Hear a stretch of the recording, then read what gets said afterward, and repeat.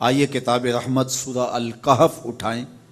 اللہ تعالیٰ نے ایک واقعہ بیان کیا ہے حضرت موسیٰ اور حضرت خضر علیہ السلام کا، کہ حضرت موسیٰ علیہ السلام عزم مصمم کر کے جب چلے تو اللہ فرماتا ہے کہ ہم نے حضرت موسیٰ علیہ السلام کو جس بندے کی نشانی بتائی تھی وہ بندہ ان کو وہاں مل گیا۔ سفید چادر اوڑھے حضرت خضر علیہ السلام وہاں لیٹے ہوئے تھے، تو یہ جا کے ان کے پاس کھڑے ہو گئے کہ حضرت میں آپ کی خدمت میں اس لیے آیا ہوں کہ اللہ نے آپ کو جو خصوصی علم عطا کیے ہیں میں ان کو سیکھنے کی غرض سے آپ کی چوکھٹ پہ آیا ہوں۔ کہا تم میرے ساتھ صبر نہیں کر پاؤ گے، معاملے مشکل ہیں، سفر دشوار ہے، منزل کٹھن ہے، اور میرے معاملات ایسے ہیں کہ تم اعتراض کرو گے اس کے بغیر تم رہ نہیں سکتے۔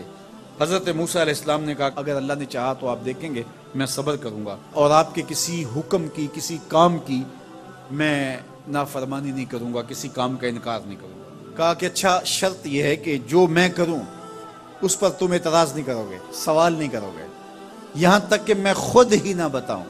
تو کہا کہ یہ شرط ٹھہری، میں کوئی بات نہیں کروں گا۔ فانطلقا، دونوں چل پڑے، دریا کے پار جانا تھا۔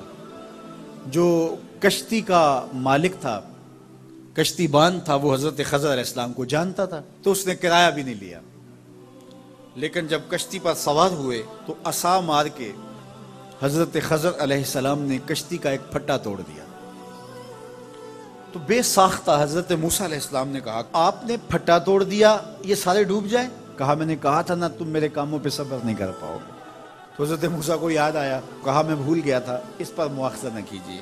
پھر دونوں چل پڑے، بچے کھیل رہے تھے، ایک خوبصورت لڑکا وہ بھی بچوں میں کھیل رہا تھا۔ حضرت خضر آگے بڑھے اور اس کی گردن مروڑ دی، اس کو قتل کر دیا۔ صاحب شریعت تھے حضرت موسیٰ علیہ السلام، نہ رہ سکے، پھر بول پڑے ایک جان کو بغیر کسی جان کے بدلے میں قتل کر دیا، اس نے گوایا کیا تھا ہمارا؟ آپ نے بہت ہی جو ہے وہ غلط کام کیا، یہ کام اچھا نہیں کیا آپ نے۔ کہا میں نے کہا نہیں تھا کہ تم میرے ساتھ صبر نہیں کر پاؤ۔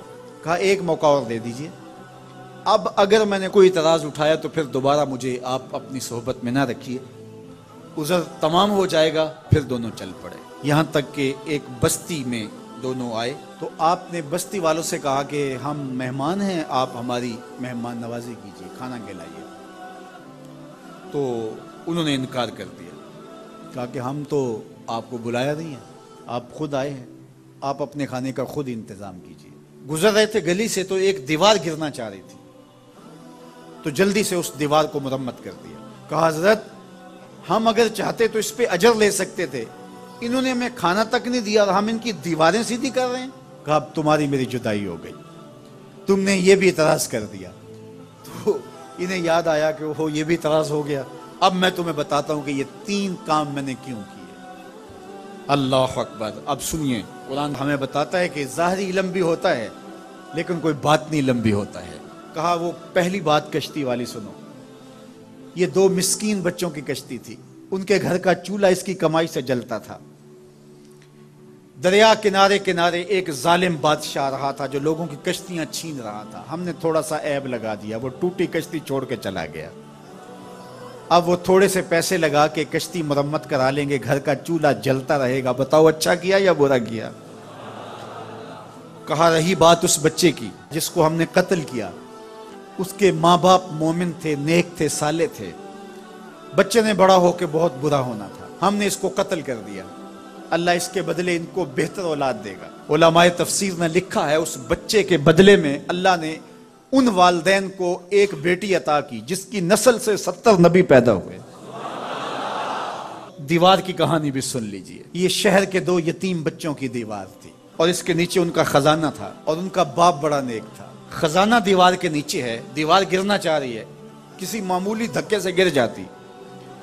2 ہی صورتیں تھیں، یا وہ بچے خود اپنا خزانہ اٹھا لیتے یا لوگ اٹھا کے لے جاتے۔ لوگ اٹھا کے لے جاتے پھر بھی ہاتھ میں کچھ نہ آیا، اور اگر وہ خود اٹھا لیتے تو بچے ہیں، بچپنے کی وجہ سے وہ اس کو اڑا دیتے۔ تو ہم نے اس کے اوپر دیوار کھڑی کر دی، جب تک وہ اس قابل نہیں ہو جاتے کہ یہ خزانہ نکال کے اس کو صحیح مصرف پہ لگا سکیں، اتنی دیر تک دیوار گرے گی نہیں۔ اللہ اکبر۔ وہ کسی وجہ سے دیوار قائم رہے گی، اور جب وہ اس عمر کو پہنچ جائیں گے جس عمر میں وہ اس خزانے کو سنبھال سکیں گے تو پھر دیوار خود بخود گر جائے گی اور یہ خزانہ نکال کر کے اپنے کام پہ لے آئیں گے۔ میں جب پہلی مرتبہ اس کو جو ہے وہ غور کے ساتھ تلاوت کیا تو مجھے یہ لگا کہ اس کا انطباق پاکستان کے حالات پہ بھی ہو سکتا ہے، اس لیے کہ یہ بھی یتیموں کا سرمایہ ہے۔ کتنے یتیم روتے بلکتے رہ گئے اور ان کے سر سے جو ہے وہ سائے اٹھ گئے اس وطن کے لیے، لیکن میرے مالک نے اس ملک کے خزانوں پر گہرے پہاڑ اور بڑی بڑی دیواریں کھڑی کر دی ہیں۔ جب تک یہ قوم بلوغت تک نہیں پہنچے گی اتنی دیر تک وہ خزانے ظاہر نہیں ہوں گے، اور جب یہ قوم اپنی بلوغت تک پہنچے گی، شعوری بلوغت، فکری بلوغت، علمی بلوغت، اور رب سے جو وعدہ کیا تھا پاکستان کا مطلب کیا، لا الہ الا اللہ، جب اس بلوغت تک یہ پہنچ جائے گی، اس وعدے کی تکمیل ہوگی، پھر رب دیوار ہٹا دے گا اور پاکستان کو اللہ اتنے خزانے دے گا اور پاکستان ایسا مالا مال ہوگا دنیا دیکھنے آئے گی انشاءاللہ۔ اس لیے رب نے دیواریں بنا کے رکھی۔ تمہارا باپ معین الدین چشتی بڑا نیک تھا، تمہارا باپ داتا گنج بخش علی حجویری بڑا نیک تھا، تمہارا باپ حضرت مجدد الف ثانی بڑا نیک تھا، ان کی وجہ سے میں دیواریں کھڑی کر رہا ہوں اور مضبوط حصار لگا رہا ہوں تمہارے خزانوں پر، اور وہ وقت آئے گا جب تم بلوغت کی عمر کو پہنچو گے، دیواریں ہٹ جائے گی اور تمہارا وطن زمانے پہ مہکتے پھول کی طرح اور چمکتے ستاروں کی طرح اور روشن آفتاب کی طرح چمکتا اور مہکتا دکھائی دے گا، اور زمانہ پاکستان دیکھنے آئے گا، پاکستان دنیا کی قیادت کرے گا انشاءاللہ۔ تو کہا یہ تعویل ہے ان باتوں کی جو باتیں میرے رب نے مجھے بتائی، اور یہ میں نے اپنی مرضی سے نہیں کہیں، اور جو میں نے کیا اپنی مرضی سے نہیں کیا۔ تو یہ باطنی باتیں ہیں، شاید یہ باطنی باتوں کے جوش میں یہ بات بھی میں کر گیا۔